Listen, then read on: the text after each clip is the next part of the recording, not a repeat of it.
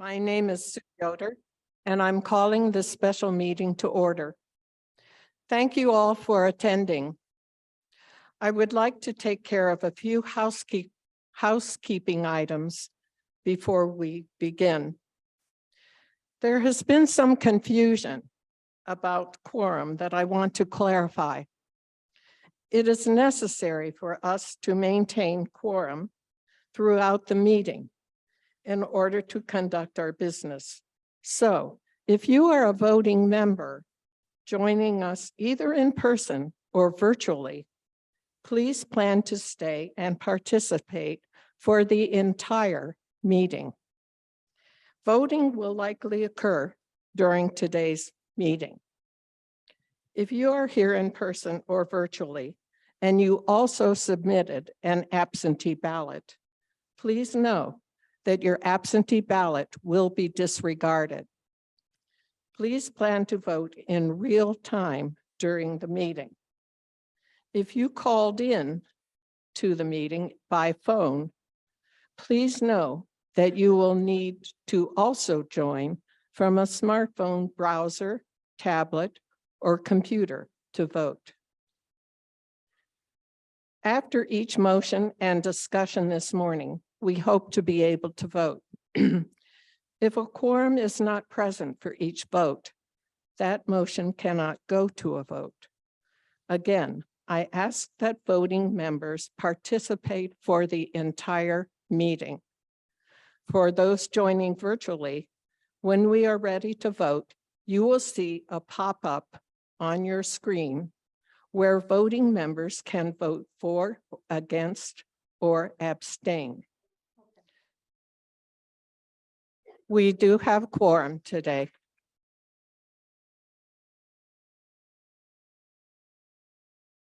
Yes, I agree. Thank you, Tori. And thank you, people who helped count. Moving on to our next agenda item, approving previous meeting minutes. Again, you can find the minutes of our last two congregational meetings on the website. The link will be in the chat, or some of you have hard copies of them. I would entertain a motion to accept the minutes of the 2022 semi-annual congregational meeting held on May 19th and the 2022 annual meeting held on September 11th, which were posted on the church website. Donna, thank you, Donna. Donna Cunha moved to approve the minutes, and Denny Conrad seconded. Is there any discussion? Okay. In a few seconds, those online will see the poll appear on your screen. Please submit your vote. Those in the meeting house and in favor of the motion, please say aye. All those not in favor, please say nay. The motion carries and has passed. I'd like to invite the members of the Property Sale Ad Hoc Committee to come forward now. They are Kevin Kowalski, Vice Moderator, Pat McKay, Treasurer, Sarah Vredenberg, Stewardship and Finance Board Chair, Sherry Zeros, Endowment Board Chair, and I believe Sherry is not with us this morning. Sid Foster, former moderator and retired General Counsel staff at the University of Akron. Reverend Nanette Pitt, Senior Minister, and me as moderator. I would now like to invite members of the ad hoc committee to make a presentation about the property sale.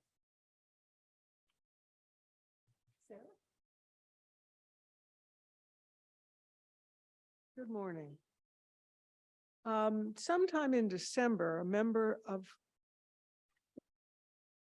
can you hear me now? Okay. I should know. I sit out there and sometimes can't understand. Anyway, early in December, one of our members made us aware that the property next door, and actually it's 3 properties, but you've got the map, you know where it all is, but it's basically that big ugly parking lot next door was for sale. We weren't expecting it, but we thought the governing board ought to get together and think about that. So we did and voted to have our real estate consultant, what's her name, Nicole Booker, help us investigate and research. She came back and suggested that the university might be open to our approach to them, and we voted to have Nicole submit a letter of intent. This is not any kind of a binding agreement. It is just letting the university know that we are interested in this property. But there's a whole process that we still need to go through. It's listed for $850,000, which made my eyes cross when I first heard it. But that, you know, as everyone who's ever bought a house knows, the listing price is one thing and the sale price is something completely different. And so the university actually did try and sell it to a couple of developers and they were not interested. And it's been for sale since March of 2020. She's done some research and you can read the facts on the sheet. Other property in this general area have gone for quite a bit less than what the university is asking. Of course, they're not on Market Street, so that makes a little bit different, but not that much. So we don't know of anyone else at this point who is interested in buying this property. As I said, it's been for sale for a couple of years. We've only known about this for 2 months, and we've talked about it, and our deliberations have basically gone about as far as they can go without taking the issue to you. And so we have not, and this needs to be emphasized, I don't know how many times we will, but we have not made any moves, discussed any plans, because that wouldn't be who we are. We're a congregation. We make decisions as a congregation. But we thought now is the time for you all to get us involved and give us guidance on where we should go next.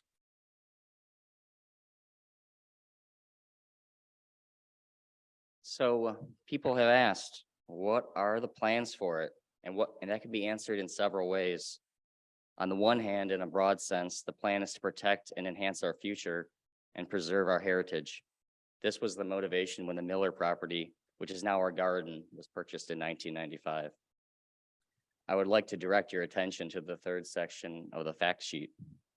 Proposed use of the property. I will read it.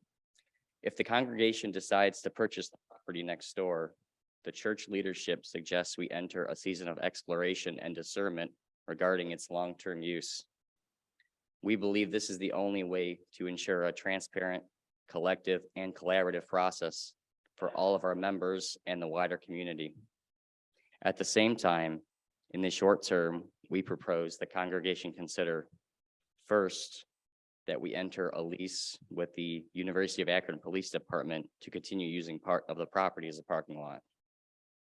Second, the Buildings and Grounds Boards is already needing to replace the garden fence and the shed. They could consider expanding the garden's footprint and ensuring permanent access. People have suggested that we shouldn't make the purchase unless we have plans for it. However, when the Miller property was purchased 28 years ago in 1995, there were no plans. Those plans evolved over time. In 2008, the garden was put in, plus the playground. Later, the cistern was added. Then the garden was expanded. The beehives were added after that. And most recently, the memorial garden was added. They all occurred over a period of time. If you do the math, the property was basically vacant for about 13 years, and we slowly developed plans for it. The governing board and the ad hoc committee believe that it is the best interest of the First Church to continue to explore the opportunity of the sale of the adjacent property offered to us to continue to discuss the possibility of making an offer. Therefore, I would like to, on behalf of the governing board, offer a motion. The governing board offers a committee motion that the congregation authorize the board to continue in its efforts on behalf of First Church to explore the purchase of the adjacent property at 250 and 264 East Market Street being offered for sale by the University of Akron, providing this does not require expenditure of the principal of First Church's Endowment Trust Fund.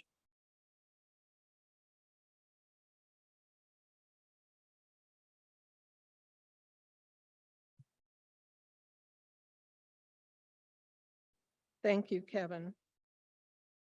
Kevin has offered a committee motion which requires no second. If there is any discussion or questions and you are joining us virtually, please type your question in the comments.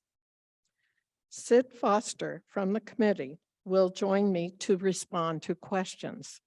If you are here in the meeting house, please raise your hand and wait to be recognized. A reminder that we will bring you a microphone and ask that you begin by stating your full name.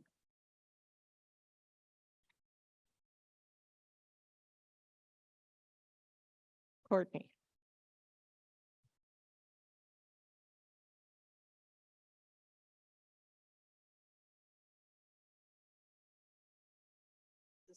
Is this thing on? I'm Courtney Zimmerman. My question is, if you make a deal with the university to buy it, will you have to come back again for the congregation to approve the sale, the purchase? Yes. You read the motion. Just, thank you. Can you hear me? The motion is only to give the church administration the authority to continue in its process of moving forward and negotiating the sale. So before we can bind the congregation to any sale, we would have to get the authorization from the entire congregation. Nanette. Thank you, Sue. On behalf of Susan Rothman joining us online, this issue gives me deja vu from 15 to 20 years ago when Don Cooper and our B&G committee tried to get Mr. Hero to sell to us. Owning this parcel, I believe Mr. Hero was on one of the parcels in question today. So she says, owning this parcel opens up so many great opportunities to find a partner to lease to someone, expand church uses, even build housing, etc., that would really benefit us and provide an income stream. Thank you. Julie? Julie Brandy. I see this as basically three processes. First, preserve the past. We've talked about Miller and how many years did we wait to use it, and look at the ministry that it has created to fill a desperate need in our community. And who knew 13 years prior to when we established the garden that this would be used for that? So that's the preservation of our history. I think we need to protect what we already have. So that's my second P. If somebody came in and put up a huge apartment or a big building there, you could kiss the garden goodbye. And so all those years of filling in ministry is one of the big legs of who we are and what we stand for today would be lost. And also to prepare for the future. We don't know what the future carries. We know God has brought us this far. And as we discern and begin to look at what the needs of the community are and how we can best live out our faith and our beliefs and the need for this community, I think it's really important that we take the risk and purchase those two parcels, move ahead to see what needs to be done, because I think it's a very important basic foundation of who we are here at First Church. Thank you, Julie. Judy, I believe you are next. I just want to take the time to thank you, Sue, the committee, and all the individuals who have spent a lot of time getting the facts that I think we need. And I want you to know I'm very much for the project, and I'm for the third part, which is the enhancement of this property. Because like Sarah said, or like I know because I've worked out here in the garden, this really needs change. So I thought the sermon to be very appropriate about the change today and to what we could really do. One caveat or one thing I suggest is that you're thinking about leasing. I think we ought to plan where we want parking to be and not to keep that parking area, because I think that's one of the most dismal parking areas and a part of this purchase.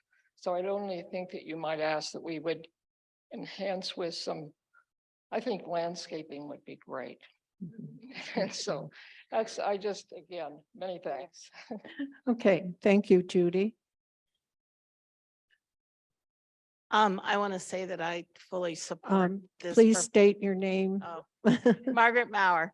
I want to say I fully support this proposal, and I think of land as a very safe investment.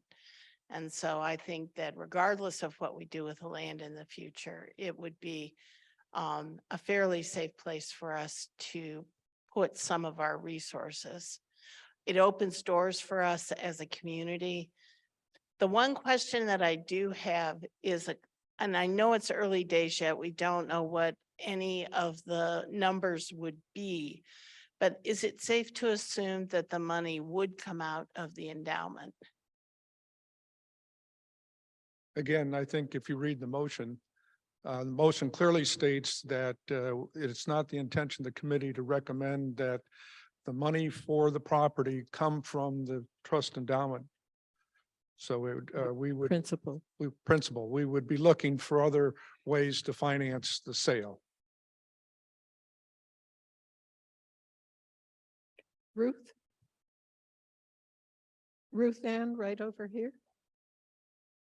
Oh, I'm sorry. Was okay.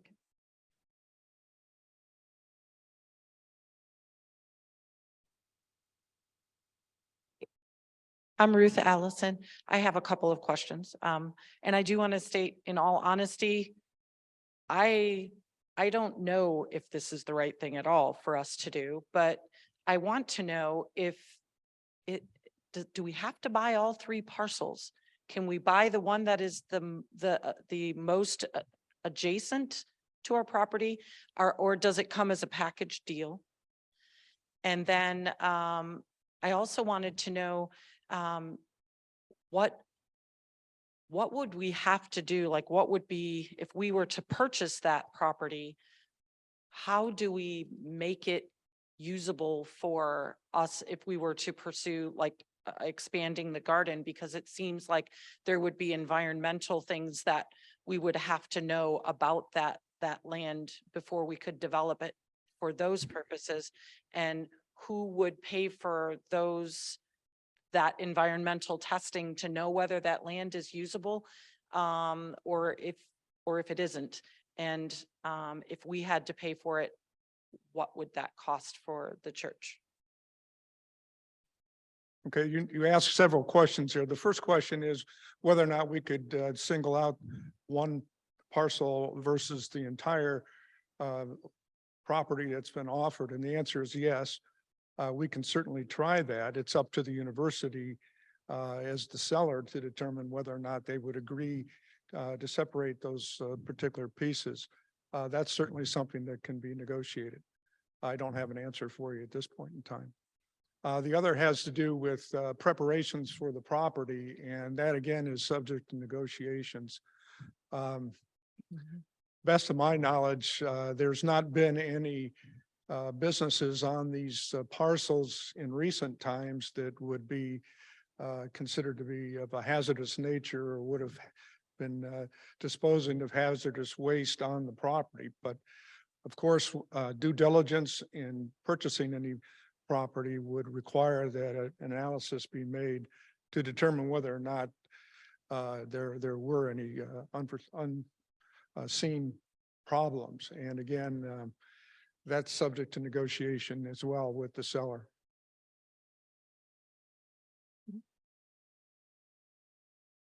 Nanette. Pastor Nanette.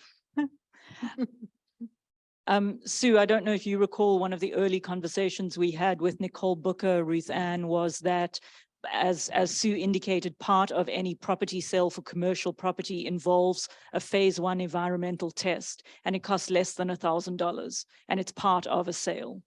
So it would occur, yes. Right. I have a question from Jeff Nelson online, Sue. He Okay. asks, would this then involve a capital campaign?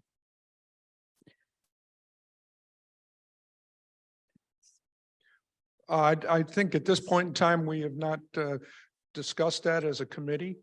I think that's certainly an option, and it might be prudent to coordinate with the purchase, a capital campaign to help finance it. But at this point in time, we have not as a committee discussed that, and we have no recommendation at this time. And could be an option.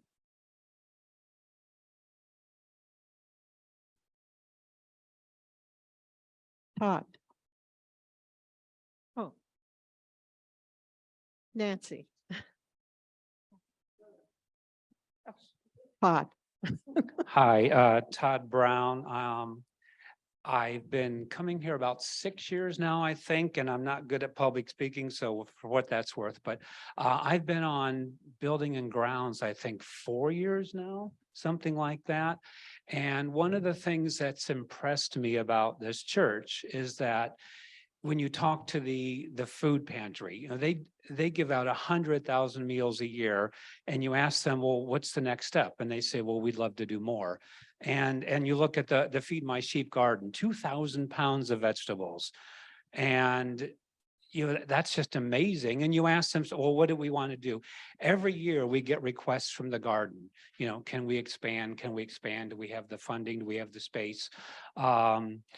You know, we have that little spot out there, and there's not much property. If you think of the yard out here, most of this is actually devil strip. We can't really do anything with that.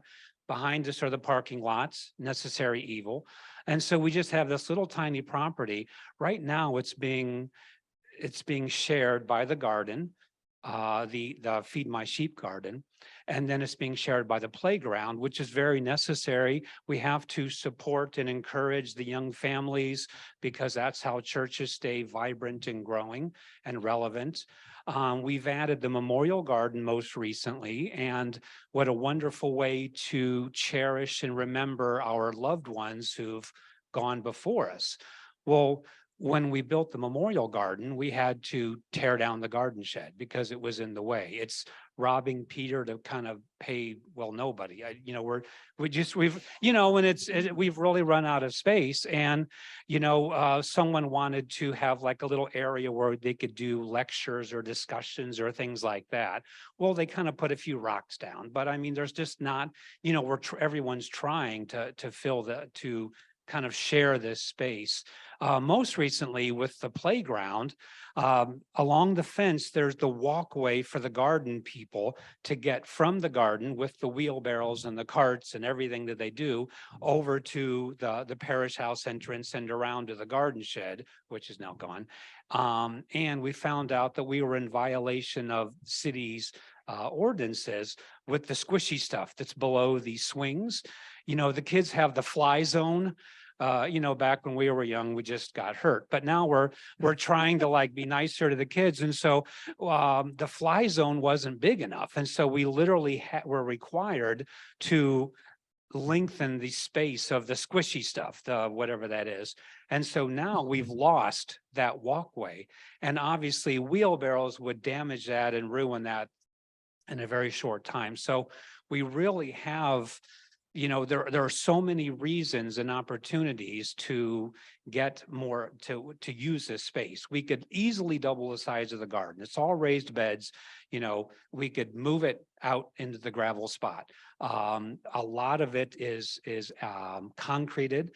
we could, that's a perfect spot for the new garden shed. That's a perfect spot for greenhouses, all those kind of things. Parking, we have talked about having some sort of agreement with the Akron U police and a part of it for a time. That would pay for any costs. And it could be written into the lease, obviously, there's parking lot lights. They can pay for that. They can pay for snow removal, so that would be a nice win-win sort of thing until we continued expanding. The bees need somewhere to go. We've talked about kind of moving them, but we have no spot for them. The memorial garden runs right into the compost pile, which there's been some discussion about, is that the best place? Right now, it's the only place. And then finally, the food pantry. If you've ever volunteered with them, that's backbreaking work. Pallets will not fit through the church. Even if they would, it would just ruin the carpeting. How nice would it be in the back of the parish house to have one of those loading docks put in where the semi trucks and other trucks and pickup trucks could just back right in, drop all that stuff off. So there really are a lot of ways we could begin using the property immediately, but I just wanted to put the 2 cents in from the building and grounds. Thank you, Todd. You added a lot of information, and I think it was more like 85 cents. But are there any more questions or comments? Oh, Nancy.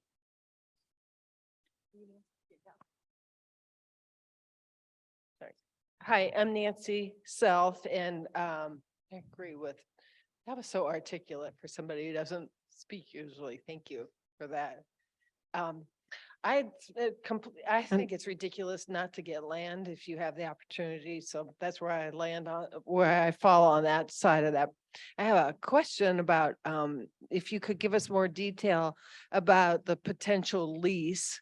I've heard the police department at UA mentioned, so I'd like to know more than that, about that. And I think I want to thank the committee because I see among you a really wonderful mix of experience, but creative thinkers. So I think we're in good hands, and I would just really appreciate you guys continuing your work. So my main question is about what do we know about the practicalities of the potential lease with the University of Akron? Well, Thank you, I think Nancy. if those of you who have been around here during the week and possibly even on the weekends, you've noticed that the University of Akron Police Department parks their vehicles across from their office space there. That used to be the safety offices. The police left the Tricassos, what they used to call Station 2, and moved into that building. So they have been parking on their property for quite some time. If you look, you'll see that there's not enough room on where the offices are to house all those vehicles. Now, they have other options, of course. They can park in the parking decks and some other places, but it's convenient for them to park right outside their office so they can just walk across the street. We assume, without knowing, that they would be beneficial for the university to enter into some kind of arrangement to continue parking vehicles on those areas. And that, of course, again, is subject to negotiations. I can tell you from my experience in the general counsel's office that we have on occasion entered into those kind of agreements. It's kind of a win-win kind of situation. The university, of course, would get the benefit of the sales proceeds, but at the same time, they're not inconvenienced by having their police officers having to find alternative places to park. I assume it's also possible that buildings and grounds for the university may have some use for storing some of their materials that they use for the beds and for snow removal and some of these other things in a manner that would not interfere either from a parent standpoint for the church or would in any way interfere with our use of the property. So that's also a possibility. Again, it's don't expect to get a lot of money from the university on this. That isn't, they're selling it because they need the money, not because they want to necessarily get rid of the property. So, but these are all things that are subject to negotiations. And I think that short-term leases of that nature would be in our immediate benefit, because we, at this point, clearly don't have a very well-defined purpose, although we've touched on a very large number of things that are possible. Assuming that the sale goes through, we're not going to be in a position to immediately implement it. So there would be opportunities to take this in stages as financing is available, and at the same time, perhaps recoup some of our funds.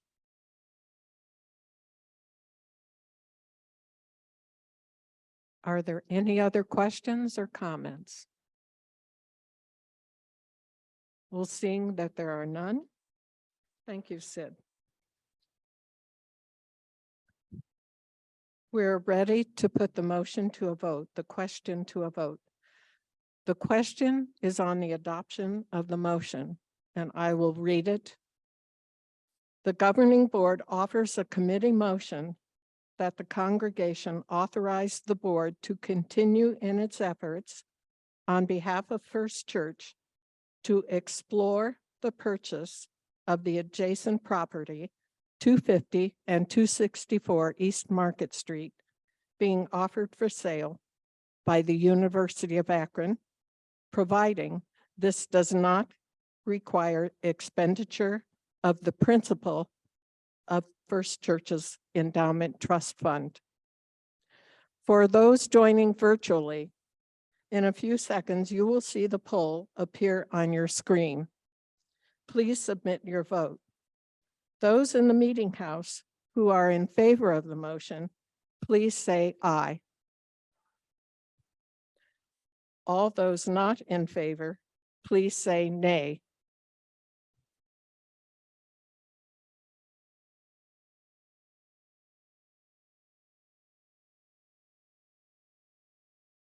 The motion carries and has passed.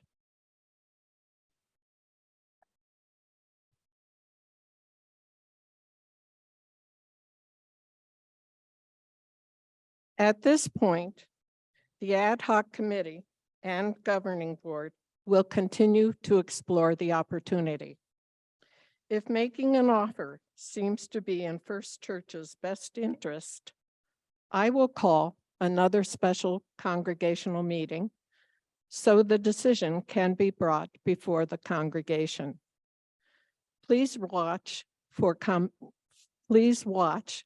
communications from First Church. Are there any other comments for the good of the order? Seeing none, I'd like to invite Pastor Nanette to come forward to offer a closing prayer. Let us pray together. Holy and loving God, we give you thanks for this discernment and discussion that you have called us together as a congregation in this time and place to do your will in the world. We pray that you would continue to guide the ad hoc committee, the leaders of our church, and every member to bring their voice and best intention to this process as we seek to do your will. We pray that you would bless us as we go out from this place this day, that we might be a blessing in your name. Amen.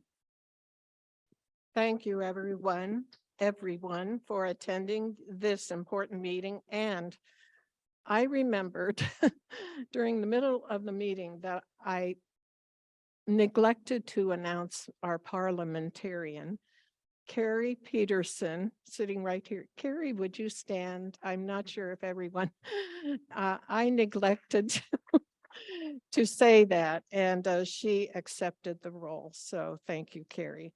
Thank you for attending this important meeting that will affect the life of the church, congregation, and wider community. The meeting is now adjourned.